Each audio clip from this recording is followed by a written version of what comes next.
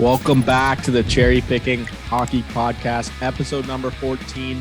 After a little break, we return through Zoom, so a little new look here. Hopefully, we're back in the office next week, so we can go back to at our desk and our nice camera. But for now, for the people, we're going to talk. We have lots to talk about. We actually had to cut down the list of topics. So very exciting right now. Fellas, how are we doing? Doing pretty good, all things considered. Feels good to be back. It's good to be back. You want to update the people on your health, Jeremy?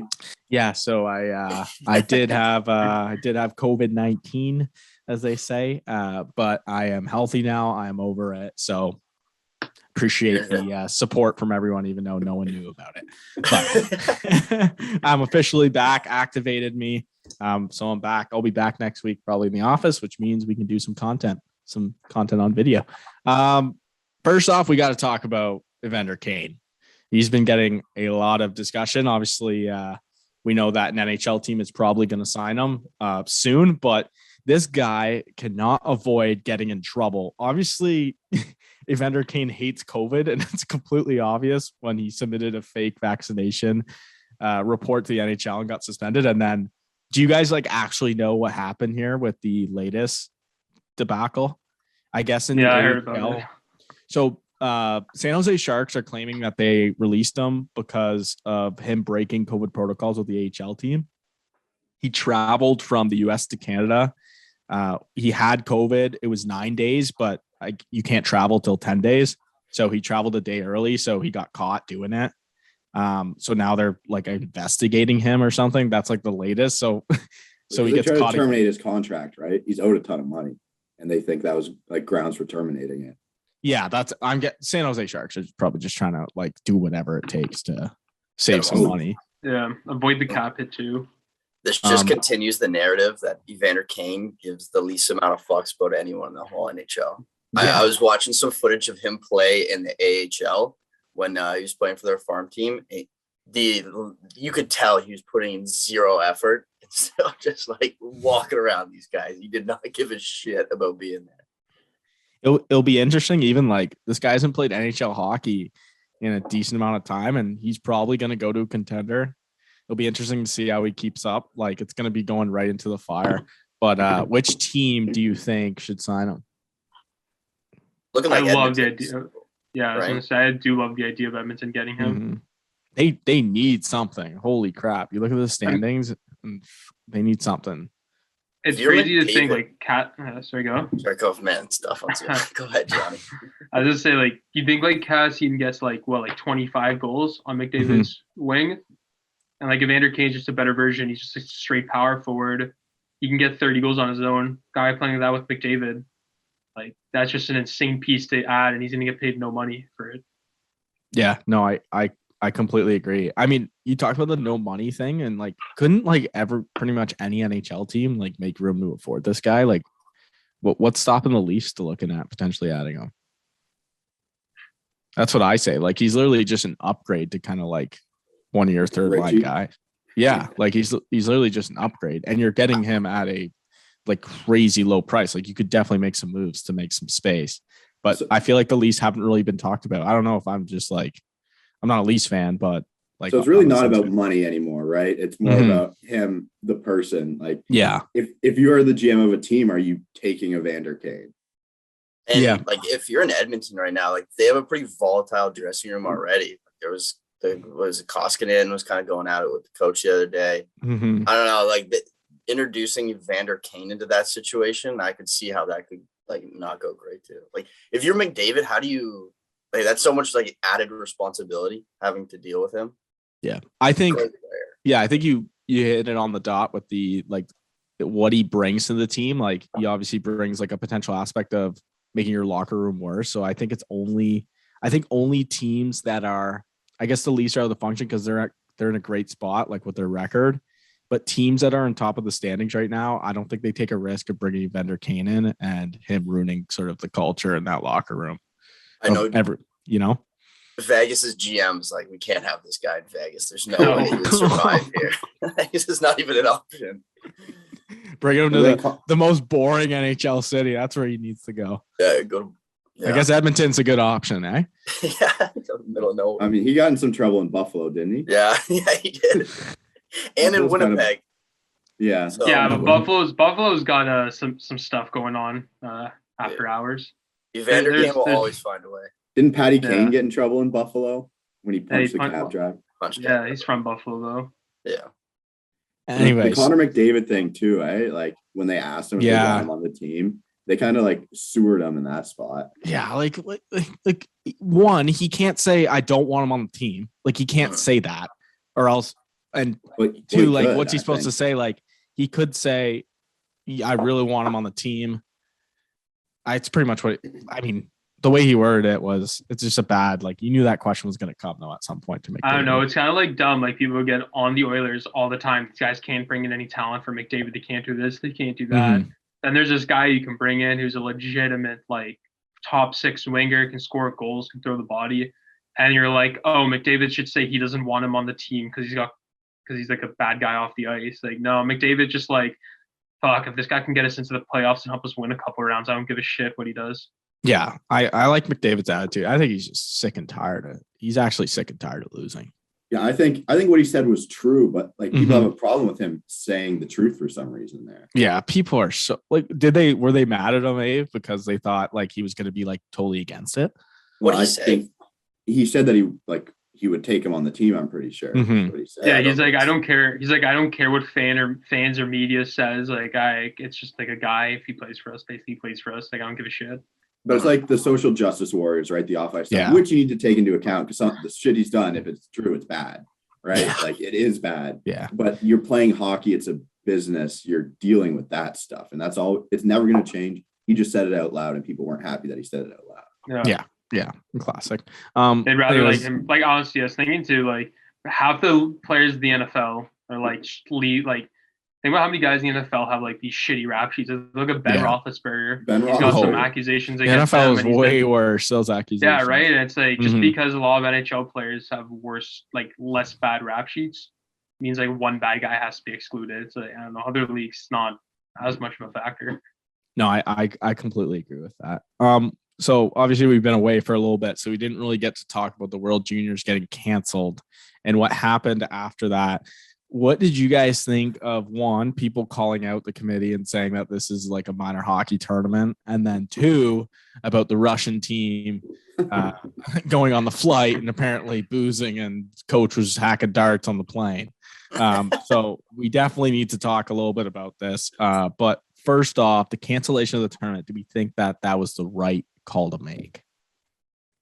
I mean, I think it was crazy. It was like one player would get COVID and then they just next the whole team. I'm pretty sure they had them in like a hotel with like the general public too. Like the fact they didn't segment them off in a bubble is crazy to me.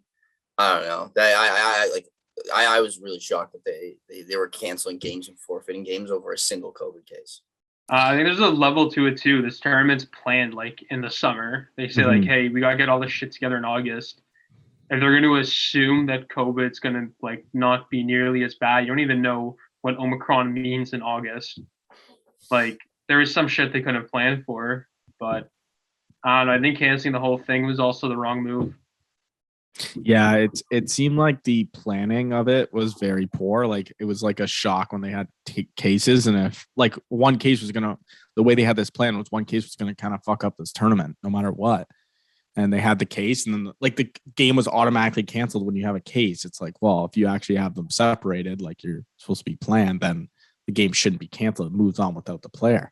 I mean, these kids are young. They can play with three. They can play people on earth. Yeah, they can play like if a team, they don't even care if they have to double shift 2 centers like back in minor hockey, then so be it. I think all these teams were prepared to do that if there was COVID cases. But I mean, the NHL obviously has way more money in the World Juniors obviously doesn't have the money that the NHL can do to bubble off these players. That could have been a reason why the planning process or whatever wasn't up to what we thought it was going to be. But they did that the year before.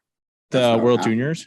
Yeah. Didn't they? Maybe though. I don't know if like maybe the cost was like crazy that they were down money. Like they were literally, they were actually in debt from that tournament. I mean, I'd be willing to bet last year too. They might have got a little bit of a cut rate on stuff because all the hotels were closed, and the hotels were like, "Hey, we'll give you like 80 rooms for like the cost of like 50 just to get some money coming in. Yeah. It was also the you know how they canceled all the women's stuff too. I think it was just like a lot of pressure from people online too. So it was a bad look when they canceled all the women's events before the World Juniors even started, and people are saying like, why is the World Juniors still going on, right? Yeah, so it would have been the first sign of them not doing well. It's like, oh, let's just cancel it too. Save on this. Yeah, you're right there. It would have been a bad look if they went like out of their way to make this tournament happen, like after COVID cases, and then realizing that they canceled the women's like literally before anything even happened. Did you guys see? Apparently, they want to move. They want to like start the tournament up again in the summer. I did not see that. I did hear about that, but that's something that's going to be talked about. I don't know if that's like confirmed or not, but that'd be. I don't even know if that'd be fun anymore. I mean, yeah. Can you see yourself not sitting down to watch that? Yeah, in like the middle of July? In the summer, in the middle of like just baseball is going on, I'd absolutely watch a junior hockey tournament. Like I'm not saying I wouldn't. It's just like so much of them. There's the magic of it being right after Christmas, just that kind of tradition. You watch World Juniors on Boxing Day. Like that's just how it goes. It'd be bizarre to like no one watches World Championship. Like I don't know, and that's in the summer. Like so, I don't know. Hockey in summer just doesn't feel right. You watch Canada, Russia on New Year's Eve, but it's like it's the same shit. Yeah. Speaking of Russia, I love that. What do you expect from a Russian team? That's what they do. Like I love that. That's the best part of hockey too. It's away tournaments. I can't believe they all get kicked off the plane.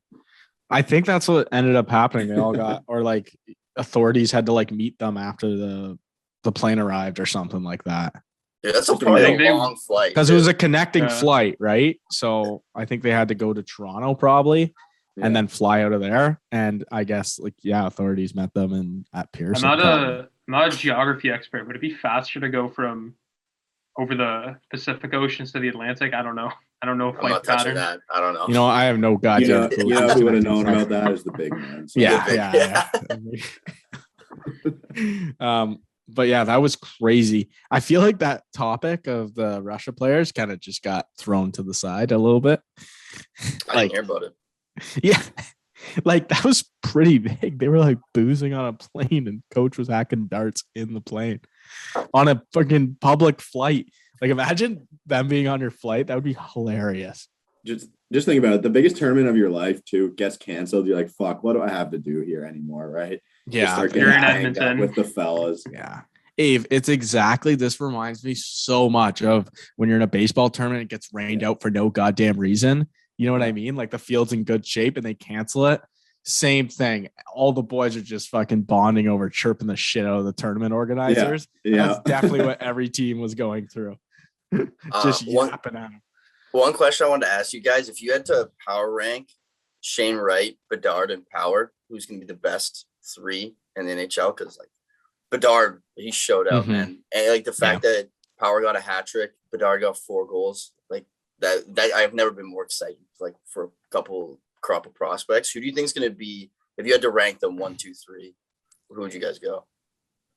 The answer based off the tournament is Bedard, Power, Wright, but I would say that Wright's going to be a better player than Power. Well, we didn't really see much in the tournament, but I think Wright's going to be better than Power. It's a tough one comparing centers. Like I think Bedard's probably better than Wright. I think that's like a consensus thing. One thing I've heard a lot about Wright this year is that he's like two-way games just been disgusting in the OHL. Like he's been such a good defensive player, and that's something that just doesn't show up on the stat sheet. But yeah, it's a tough one. Those are 3 really good like back-to-back years. Yeah, I think I'll go Power first, Bedard second, and then Wright third. It's tough. So good. Dude, if you can play offensive defenseman at that size, it plays everywhere. Yeah. See, he might make the Olympic team too. So imagine this guy plays World Championship, World Junior, and Olympics before he plays an NHL game. That would be a great like if I'm a World Junior player right now, I am like itching to go to the Olympics, like to get that opportunity. Like it's just perfect for them to get. I think Owen Power's done it right this year though by not going to the Sabres, and like I think he's done it perfectly. Like he's had an awesome year this year. The only thing is like getting just thrown into the Sabres right now like stinks. Like what's that going to do for you? The only positive The only positive is really like you burn a contract here, you get 1 year closer to being paid a lot of money. Yeah. But I don't know. I think for him, it's a little bit more fun to be a 19-year-old college kid. Like you only like he's got so many years coming up in the NHL. The only downfall would be if he got hurt this year, like something like that. But he's going to win he's going to try to win a championship with Michigan and his buddies, and then he gets to play World Juniors, and then now he gets the opportunity to play Olympics. So it's looking like a great call by him. In the NHL, like now in Canada, like there's not even any fans, so like you don't want that to be your first taste of the NHL. You want packed arenas, and you want to obviously Buffalo to be in a little bit better spot. Hopefully next year they're in a little bit of better spot. But anyways, talk about World Juniors. Let's go back to more recently, but the Florida Panthers obviously had a little incident with the camera guy showing Kodak Black. What in God's name was that? Man, and have we ever seen something like that happen before? King of Florida, man. Yeah. The NHL tweeted about him before the game being there, and then they took that tweet down after that video came on Twitter. So he was on the Jumbotron, right? Like I believe earlier in the game he was. Like it was like a big thing that he came, and then he was doing all that, and then some fans noticed him. I think there was a video of like Bobby Lou in the Panthers press box or the Panthers ownership box that was like right next to it, just like staring at him, pointing at him, like, "What's the fuck's going on there?" How do you think Kodak Black found himself at a Panthers game? Like, how does that? Yeah, it's like lowest. Yeah, lowest attendance in the NHL. Like you were bound to like have all eyes on you, pretty much, and then he's doing something like that. Man, if you can hit that demographic in Florida, they'd fucking fill seats. Like, yeah, no, I agree. Like that's coming out. Probably the best thing that happened to Florida, to be completely honest. Get rid of the kiss cam, put on the Kodak cam.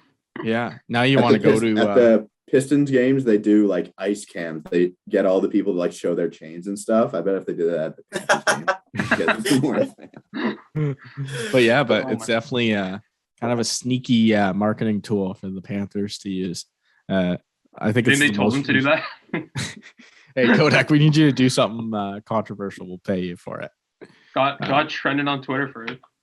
Yeah, he did. Apparently, they were on their second date, though. That's a good second date. Right? And it's also wasn't his girlfriend. It was a second date with someone. I sent you guys that message and it said, yeah, it might get him in trouble with his alleged girlfriend. I was like, Jesus Christ. What a guy. That's what happens when you get locked up for a little bit. You got to let him fly. Yeah, let him fly. Let him go. Yeah. But good for the Panthers for catching that, you know. So Tuukka Rask, I want to talk a little bit about Tuukka Rask. He's back in the NHL on a very friendly contract. I think it's like prorated to be like, I think like $1 million. Gianni, do you know that? I think it's like $1 million. Yeah, right? It was 1 year, $1 million, and he basically gets paid like $700K. Okay, and I'm guessing there's some sort of incentives in there. Probably, my guess is pretty heavy. I think it's just straight up money. Oh, fuck. Okay. It's like straight up $1 million. Like it's a $1 million cap hit, but it's like he only gets paid like $700,000 basically. But I mean, he just loves that team. Like he's not gonna handicap them. He wants to play. Like he's got the cup when he was the backup. He's been to the finals twice as the goalie. They're still a good team. He's just playing for legacy at this point. He doesn't want to go somewhere else. Just try to win a cup with the Bruins. Yeah, I think that this obviously the goalie situation in Boston was very iffy all year. I found Jeremy Swayman was kind of wasn't great, and Ullmark hasn't been stellar. So I thought he's been good recently. He's been good recently, but at the start of the year, like him and Swayman were struggling a bit. Even Boston in general was struggling, but Tuukka has been such a rock for them for a while. But I think like this makes them like puts them right back in. If you're the Leafs, like you don't want to see Boston again in playoffs. I think Boston is just going to be like, let's get into the playoffs, and then no one's going to want to play them because they're such a playoff team. Matt, I was talking to my brother about this, but like if the Leafs end up like Florida looks like they're gonna run away with the division. The Leafs finish second. They're looking at Tampa or Boston in the God. Man. I like thinking about it. Like you either play the two-time champion who basically hasn't gotten any worse, or you go up and you try to face your demons. And you think about the year the Caps won the Cup, they had to beat the Pens in the second round, which has always been their handicap. Yeah. So it might be one of those like blessings. Boston ends up in third, and that's the least chance to just exercise first round demons, Boston demons, and everything. You think though that the Leafs would rather play the Lightning just because of the history with Boston though? Like think about the pressure Marner put on himself when they were playing Montreal. Think about the pressure they would be putting on themselves this year if they played Boston. Just the media would just love that shit up. I mean, just eat that shit up. You got to get over that hump at some point. Yeah. You know what I mean? Yeah. Like, I agree. You can't just you can't be like, oh, we got to win a couple easy rounds. Like, nah, you got to beat Boston early, get it out of the way. Yeah. Yeah, for sure. Fuck. It's going to be, I am already very excited for playoffs. Like just thinking about it, these matchups. Talking about someone, a huge trade bait is Jacob Chikrin right now. Talks have they started and then they've Jacob Chikrin, we know there's a history on this podcast with him. The big man did love him. Jacob Chikrin, though, talks are sort of not dying down. Like it seems like it's ramping up a little bit. I heard the Hurricanes. Why the hell do the Hurricanes need another stellar defenseman? That decor is already really good. I feel like they would give up like someone, like you have to give up probably someone pretty valuable just because Jacob Chikrin's contract is so nice. I think it's at like 4.5 mil for the next 3 years. Where would you like to see Jacob Chikrin go if he gets traded? So it's a huge piece to any playoff team. One thing to that, I don't know how true this is, but there's a report where they're asking basically what Buffalo got for Eichel. Mm-hmm. So like a good roster player, a good prospect, and a first round pick is basically their ask for Chikrin. And yeah, like you said, his contract's so nice that like a team who gets him, you get a good, arguably top pairing guy for 4 years at a fair amount of money. That seems like a lot to ask for Jacob Chikrin. He had 1 year of like showing that he's a competent, like high-end NHL player, and you're gonna ask for that. That seems insane to me. The asking price of Jack Eichel is crazy, but I think it's more because of the contract of what he has. Like he's logging like 26 minutes with Arizona right now. Like his defensive abilities isn't really like you can't really see how good he is defensively because Arizona is so shit. But he's some team 29 this season. Yeah, who Jacob Chikrin? Yeah, that's fucked. That is so. That's on the team. That's not on him. Yeah, I think it's more on the team. I don't know. If the Hurricanes get him, that would be crazy. I think that decor would be fucking unstoppable. I mean, I'm pretty sure he would have to give up a defenseman. A really good team for him, honestly, would be Boston. I think they need a lot of help on that left side. Yeah, I agree. I can't imagine like Boston already. Like their first line is so good. Charlie McAvoy's so good, but their depth really isn't that impressive. So I can't imagine who they would be giving up in return. Like they don't have any like grade A prospects. They got like John Beecher, I guess. Mm-hmm.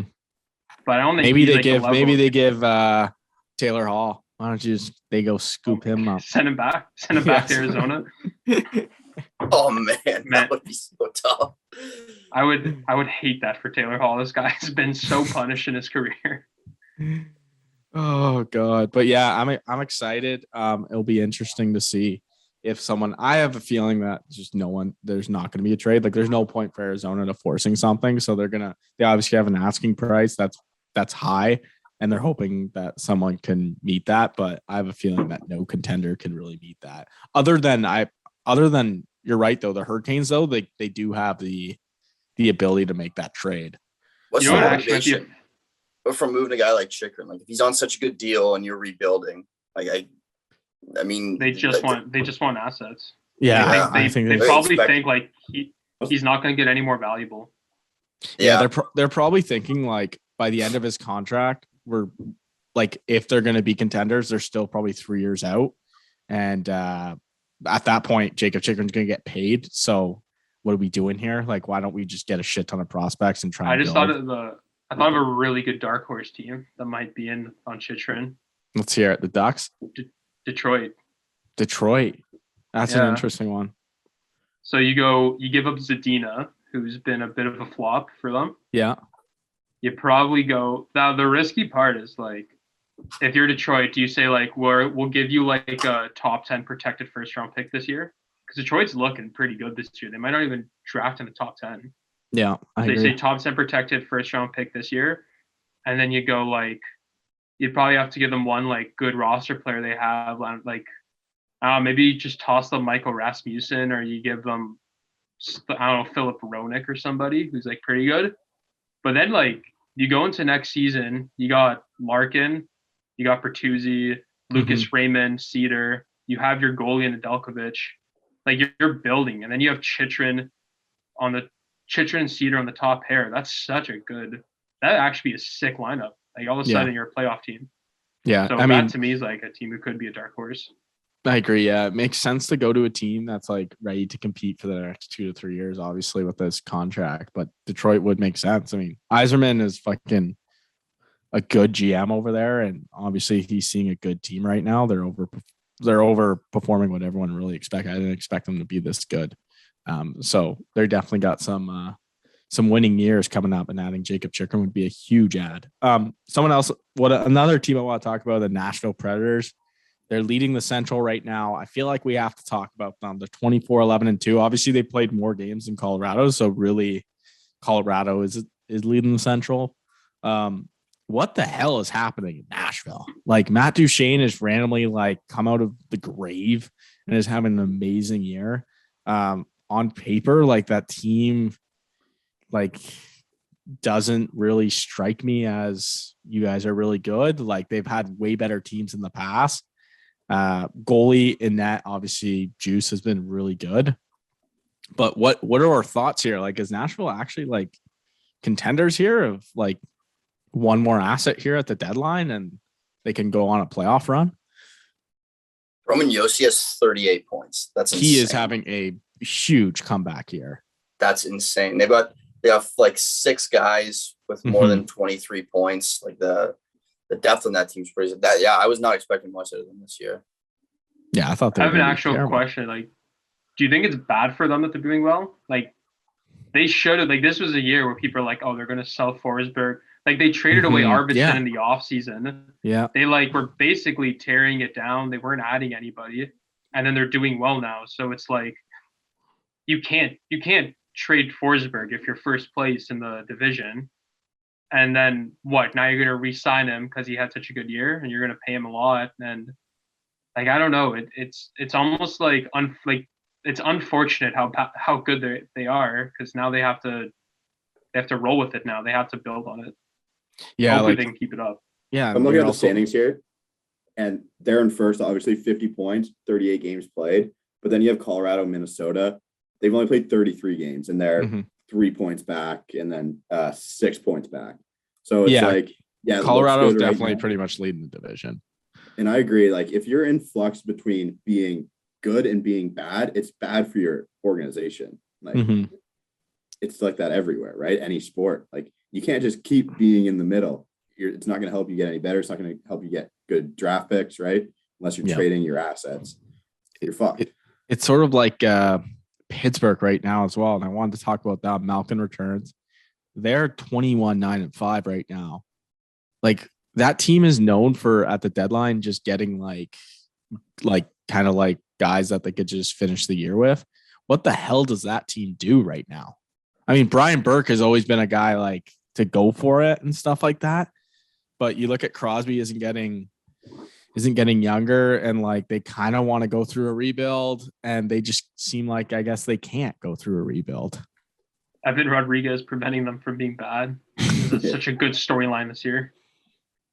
They have a lot of Pittsburgh has always been a team that's found like Pittsburgh, like the way they have their team up, and they obviously have like their stellar guys who get paid a shit ton of money. But they find these guys who don't get paid a lot that play their role perfectly. It's exactly what the Leafs like kind of should be. Like, you look at that, like the way their contract situation is in Pittsburgh. But Evan Rodriguez, Georgetown Raider. Hey, Jer. Georgetown, he played I think I saw that before. Yeah, he played junior A in Georgetown, right? Yeah, that's what it is, man. It's magic there. That's good. But definitely a lot of storylines here. But who do you think is more aggressive at the deadline? Pittsburgh or Nashville? gotta be Pittsburgh. You got to agent like get Sid and Malkin like on their way out.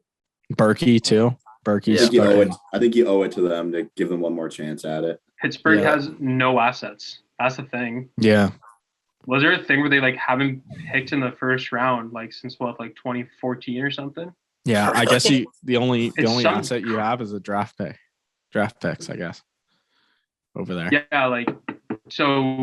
I always think when a team wins, like they've won 3 cups. If you want to call their core Letang, Crosby, and Malkin, they won 3 cups with those guys. So it's like you owe them whatever you can to keep the team good, and then once they retire, you deal with the team being shit. Like that's kind of a level of just respecting your guys.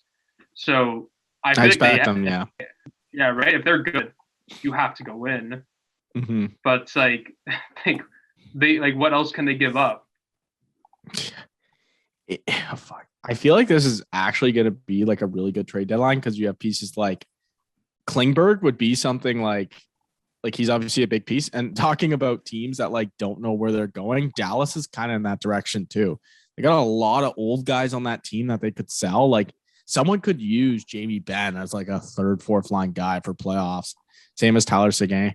But like Dallas is like doing well. Like they start off the year horrendous. They're doing well. They have an over 500 record. Klingberg is on a contract year. Obviously Heiskanen is going to be the guy. Klingberg requests a trade, which I thought was a little weird. Like, I didn't think that was weird, but I thought it was just expected that he's probably getting traded. Like, why did that have to go public? I don't really understand that unless there's some really big issues going on between Klingberg and the GM of the Stars. But like, you think it would just be a respect thing where he just goes to the GM and be like, look, I know my contract year, I'm not going to end up here. Just trade me to a contender. Like that easy, but that obviously went public. He's going to be a big piece moved, but if you're Dallas, like you're then in that situation, like, are you going for it? Like, you know, you got talent on that team, or are you selling? Because you could sell a decent amount of pieces to that team. And they got some good young studs on that team. Like Pavelski even. Does anyone know what his contract's like? He is making $7 million, I think, for like another year or That's two. insane. Yeah, Ave, check on how many years, because he's having another good year. And if he's done. 7. This is last year. So someone would have to eat that, or Dallas eats half of it, but you could potentially get who doesn't want a veteran like that for a playoff run? Like, sign me up for that. So I don't know what Dallas is going to do at the deadline. I'm interested to see that. And so you're talking about how it's going to be a good trade deadline. I think it's going to be interesting because there's so many good teams this year. Yeah, I agree. There's just like a ton of good teams, right? So I think that'll be interesting to see what type of players they can get. That's why I think it'll be good. Yeah. I think we always see every year like two teams that sell guys, and we're kind of confused, like, why are they selling guys when they have a good team? So we definitely have a couple, like, as we say, floater teams that are kind of don't know if they're going for it or rebuilding, and they got to make that decision. It's a hard decision to make, but also there's a couple teams with a lot of cap space that might be eating dead money. Oh, really? Yeah, like Seattle has like 20 million cap space. Arizona's got cap space. Buffalo's got cap space. Like they might just go like, there's those trades where it's like, you know, you trade a guy, you retain half. You trade him to another team, they retain half. Then they flip him to the team who actually wants him, and they basically pay like a 5th round pick. That's going to be a lot of like monkey business going around. So a lot of 3-team trades. What you're saying involving, I like completely forgot about Seattle too. First year with them, and then you expect them to be very active at the deadline. It's an opportunity. They've been pretty much the way they drafted that team. I mean, they've been shit. Yeah, they've been shit, which is pretty much what not everyone expected. Everyone was expecting, because what we saw with Vegas, everyone kind of thought that we were going to get a little surprised, but we're not. But what was the perception on Vegas going into that season, though? Horrible. They're supposed to be bad. They're supposed to be real bad. Yeah, they were like. I mean, William Karlsson scored 40 goals. You can't predict that. Yeah, everyone was shitting on them. But then this year, like, everyone didn't like the Kraken's draft, but people were still sort of optimistic, I thought, because what we saw with Vegas, they're like, oh, but, you know, these guys are fucking grinders and they want to win. They want to get back. But the deadline, I wouldn't be surprised if, like, we're like, fuck, like, Seattle does nothing. Like they kind of shocked everyone with the way they drafted their team. Like it would be dumb of them to not do anything, but I don't know, man. I feel like Seattle's management, I'm not a huge fan of how they're running that team right now. But moving on to more of an organic segment here. I don't know if you guys saw Brad Marchand and Pat Maroon were going at it, chirping each other. Pat Maroon, obviously known as one of the most active chirpers in the NHL. Brad Marchand too, but pretty much he said I'm pretty sure Brad Marchand like called him like I'm your daddy, and he said he owns them. Owns them. And Pat Maroon was talking about his cups, and then he's like, you only have one, I have three, blah blah blah blah. But it goes into the conversation of who do you think is the best trash talker in the NHL? I know we don't really get to see it live, but perceived, who do you think is the best NHL trash talker?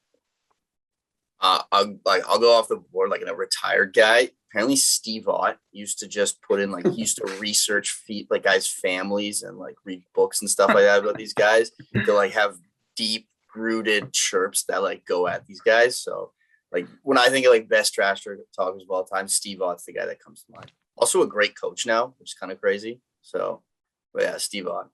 Steve Ott's worse to like have to research or not. Like I think it's funny like the guys off the cuff are real, like that's way funnier than chirping someone's like wife or kids or family, right? I agree. I think that Steve Ott's a good one because I did hear a lot of shit when he was in the NHL about like him chirping. Sean Avery is someone else that did you see that video that resurfaced like lately where he like chirps the fan and says like he just like he's like off the cup like just said like does your company come with a dental plan like just shit like that. But Sean Avery has always been a guy I would just love to hear that guy mic'd up through all his NHL games. Like that guy, like his Instagram stories just he's even chirping like he chirps so much that he's chirping like watching the game in front of his TV, just chirping players or just responding to guys in his DMs and then screenshotting it of him chirping back. But I'd have to go Sean Avery as a guy. Matt Martin's on my all-time favorite chirp though. Best chirp of all time. Drew Miller's go dye your hair. Yeah, go dye your hair, bud. That's the best one. You know, when he was on the Leafs too, he's always getting into it. He just loves starting beef with guys. I just gotta respect that about him. I watch a lot of the mic'd up stuff on YouTube. There's this thread. There's like a 10-parter of NHL players mic'd up. Once like every 6 months, I'll go down that rabbit hole. And I think Drew Doughty's underrated. Doughty, yeah. Mm-hmm. Dude, he's also just a wild person from the stories you hear about him. One of my favorite chirps of all time is when Claude Giroux calls JVR a pigeon and then coos at him. That is like incredible. I love that. Drew Doughty has been talked about how he's really good at chirping. How nice is that as Pat Maroon? If anyone chirps you, like at any point in time, he's like, "Yeah, I got 3 cups." Like, yeah. Also, what career would you rather take though? Marchand's or Maroon's? Yeah, Pat Maroon. Marchand. Like I don't know. Marchand. I feel like you're doing way more. Mm-hmm. Maroon got luck. Maroon's not that good. Like in reality. Okay, man. I'll be honest. Being like a role player, hopping team to team and winning a few cups sounds like the life. Like who hates Patrick Maroon? I do. I feel like everybody loves. Bro, this guy taken too. He won his cup over Marchand. Like they were playing in the finals, and Maroon got the cup. Isn't there a story that in the playoff bubble, the Lightning met like the Capitals, and there was a huge way off between Pat Maroon and Alex Ovechkin? Because Pat Maroon was like scale. Yeah, Pat Maroon was like claiming that he weighed less than Ovechkin, right, or something. Someone was claiming Pat Maroon was claiming. I've heard that story. I don't remember it very well, but there was something there. Pat Maroon's a big body. He's got to weigh more. Because it wouldn't. What they have him listed at. Yeah, because it wouldn't be Pat Maroon claiming that he weighed more because no one would give a shit. But if he's claiming he weighed less than Ovechkin, then that's funny. Like Ovi's like 240 or something. Like he's huge, but he's all muscle. Pat Maroon's like 240, but he's got like, he's got the love handles going. Yeah, no, 238. They have Pat Maroon listed at. Oh, so it was really close. They're probably just searching players one day in the hotel, and they saw that Ovechkin was like near his weight, and he was probably like going out of his way to claim like, I'm definitely less than Ovechkin. I'm definitely. Ovechkin drinks Dr. Pepper on the bench when he's he drinks Pepsi during games, and then like in intermissions, if he's feeling tired, he'll have a Dr. Pepper.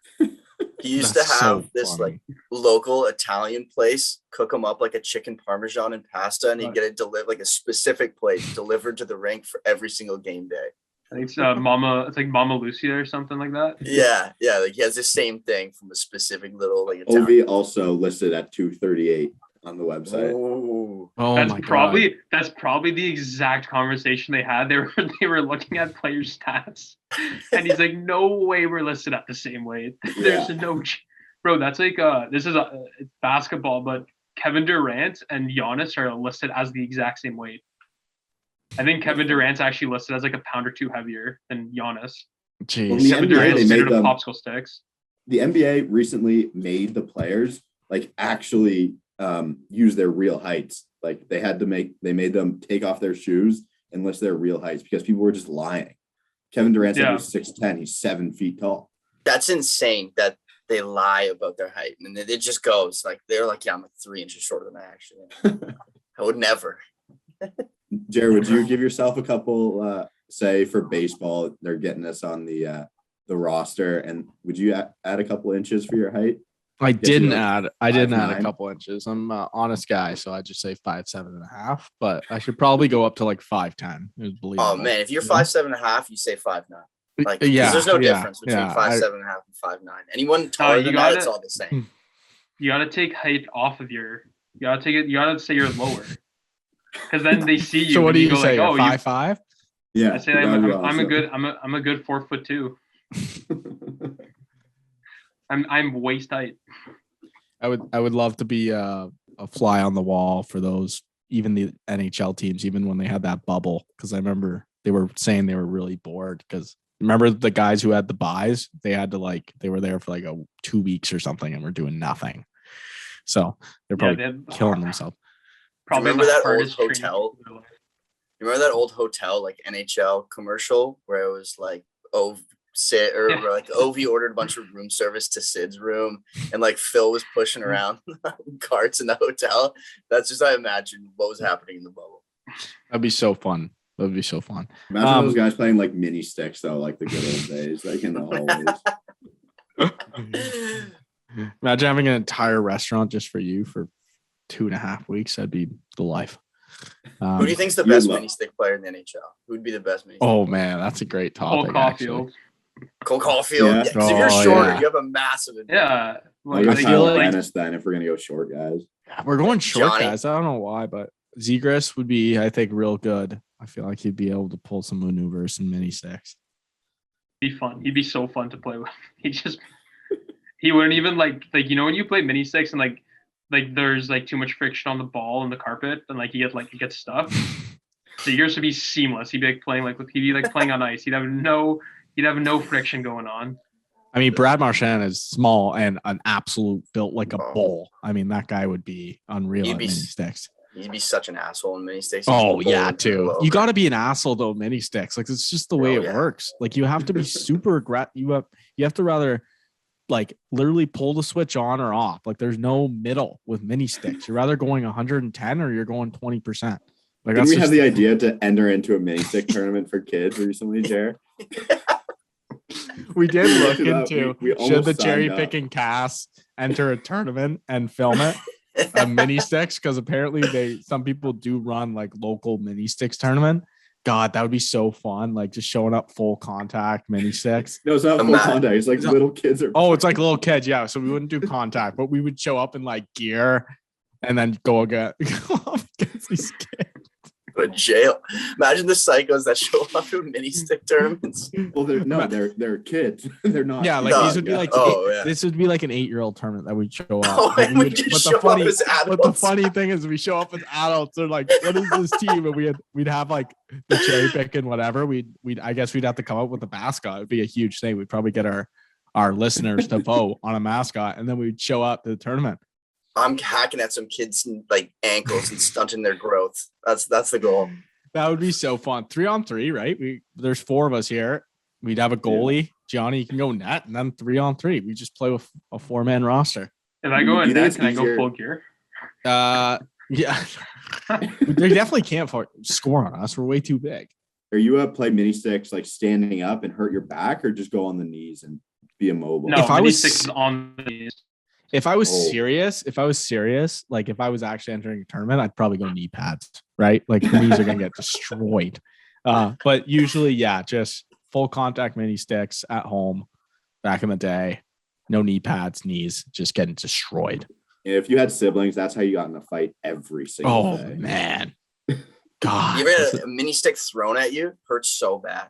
I've seen mini stick to the eye a couple times. Oh yeah. My little brother tossed a mini stick at my face. I dodged it. There was a guy behind me, permanent scar under his eye. I've seen a concussion in mini stick as well. Concussion. Yeah. Wow. Body slamming to the ground. Was that Kyle? Yeah. He got the concussion. We had to check in on him every 4 hours just to make sure. But that's the thing. So we'll keep everyone updated on the mini stick tournament front. With COVID, obviously we can't enter one, but we're going to look into entering one summer 2022. So hopefully we can get ourselves into a tournament, because that would be really fun, and hopefully we can win ourselves a championship. Last topic, Gianni and Cole have been begging me to talk about this. Last time we were in office, they weren't on the episode, so we're back here. Last topic of the episode, best backup goalies. Oh, I've been waiting for this for so long. Best I don't know. I love these stupid topics, just like the baldest player in the NHL, stuff that like you never hear anywhere else. Just the stuff that Gianni People did like the ball topic. People like the ball topic. Mm-hmm. This is what Cole and I talk about in our free time. Yeah, just like niche topics that no one would ever discuss. I just love it. So what are we considering a backup? Because now there's so many of these splits. Like, is Olmark now is Rask considered a backup? Like, like it's like you know a guy like James Reimer to me is an elite backup goalie, right? That's not a guy who's starting games for you, right? Well, he's been playing a decent amount with the Sharks. He's been a pretty big reason why they're doing so well. I feel like it's like Khudobin's a backup goalie in my mind. He's always a backup goalie. It doesn't matter how many games he starts. He's a backup goalie. There's a Curtis McElhaney. I just looked up. Best backup goalie. That's a backup goalie. Yeah, that's the backup goalie. Who is he with? Is he even in the NHL right now? I don't know, but that's a name like you just know that's a backup. He was good for the Leafs when he was their back. Great. He was their backup. You know, I know actually Brian Elliott. Yeah, that's my favorite backup goalie. This guy goes places to be a backup and just always somehow slips into being the starter. Yeah, all the time. How about Halak? He's been an elite backup lately. He's weird because he kind of like he's similar to Elliott, where he just gets the starting role some places. Yeah, like, I agree. He does. I try to exclude the guys that are in tandems. Like you know, I would probably. I mean, Mrazek, I guess would be considered. He's weird this year, but usually he hasn't played in much. tandem last year. Mm-hmm. Vladar has been a great backup goalie this year. Yeah. Yes. That's a young contender. Yeah, he's I've been high on him, and but Elliott's the Elliott and Macklin got to be the two best. I see another name, like Scott Clemenson, another lifetime. Lifetime backup. I'm trying to think of some other ones that I. It's hard because unless you love them, there's no reason for you to really know them unless they're on your team. Jonathan Bernier up there too. Like, Bernier. I think he's really good, but he's never been a starter. He always just ends up somewhere either in a tandem or he's like, you're the second guy. Mm-hmm. I agree. I can't even think of anyone else. Let's think of backups. A really good backup. All right, let's talk about one more here. One more backup. Abe, search up best backups and see which the next guy. Yeah, I'm here, but there's some good ones.